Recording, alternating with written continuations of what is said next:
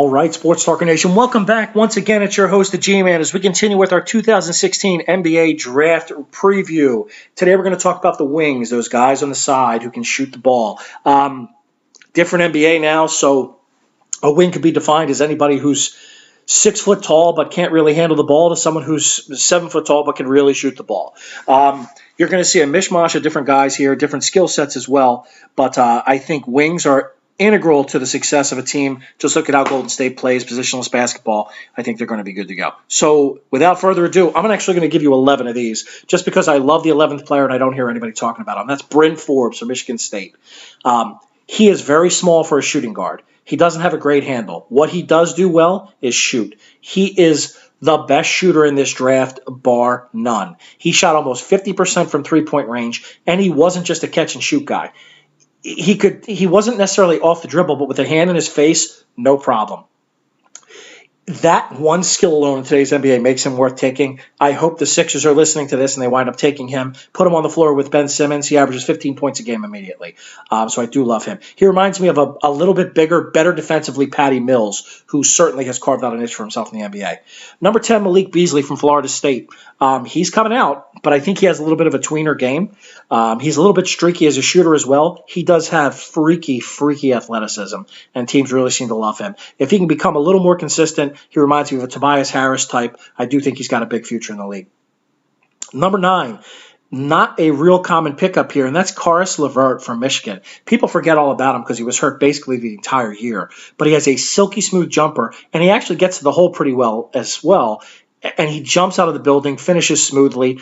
He's not a great ball handler. Again, you would consider this guy as a pure shooter, wing, but he can defend okay, and he does everything else well. He reminds me of like a Danny Green. He's actually a little more athletic than Danny Green. So I think he's got a chance to help a team off the wing.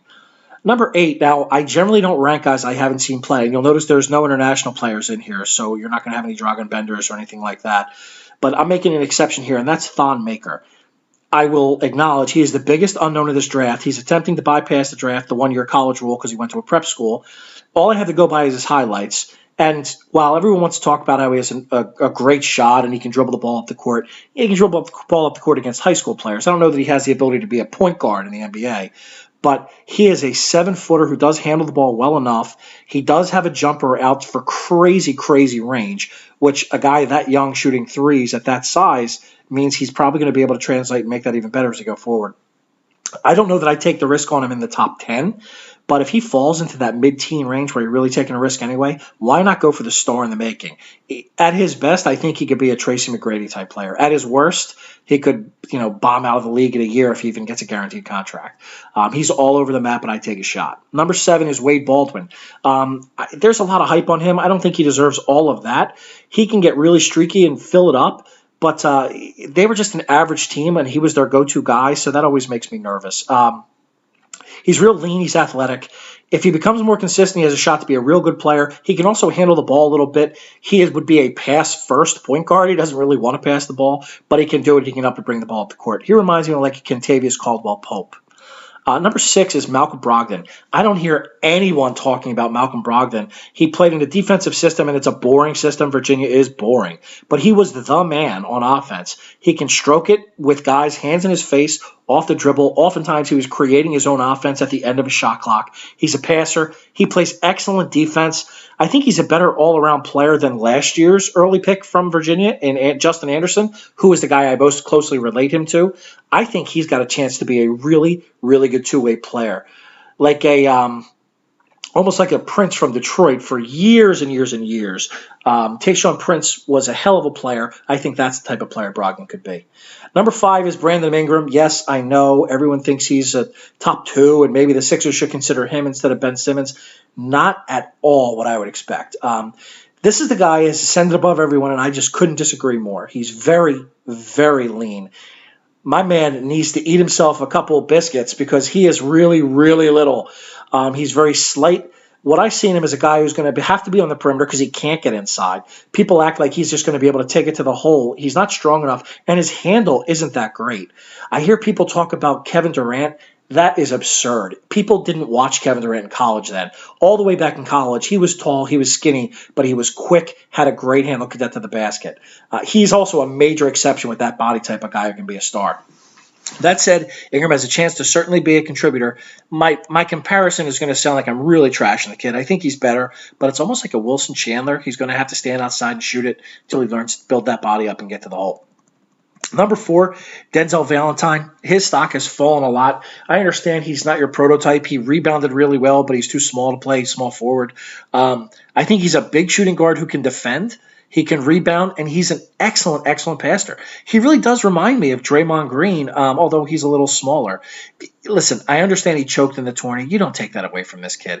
He is a hell of a player. He's going to make somebody really happy. If there's some way he falls to 24, I would run up to the podium if I were the Sixers. He reminds me of a James Harden type. Not super athletic, not quick. He's going to be able to get it done. Number 3 is Buddy Hield. He is the testament to staying in school. Now he's coming out as a senior. Played very little as a freshman, couldn't shoot at all as a sophomore, and now he's become one of the top 3 shooters in this draft, deadly outside. Catch and shoot off the dribble, not a great ball handler, but a superb shooter and a decent defender.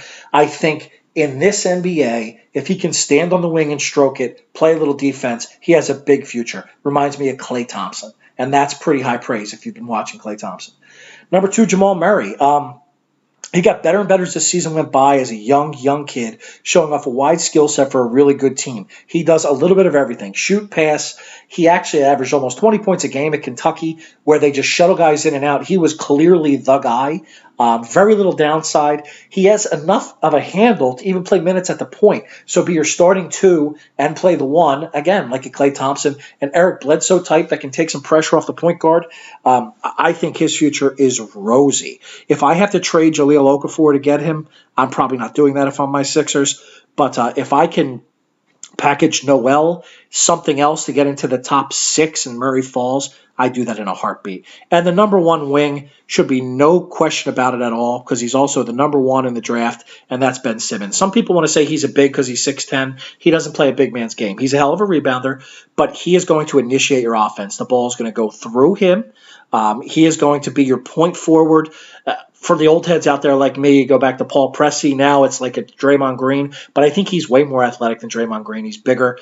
His shot will improve. I think he's just an absolute beast. He's your next LeBron. He's going to be the guy who takes his game to the next level, and my Sixers should take him immediately. So that's all I have for you today. That's your top 10 wings, 10 plus 1 actually, for your 2016 NBA draft. I am your host, the G-Man, and I am out.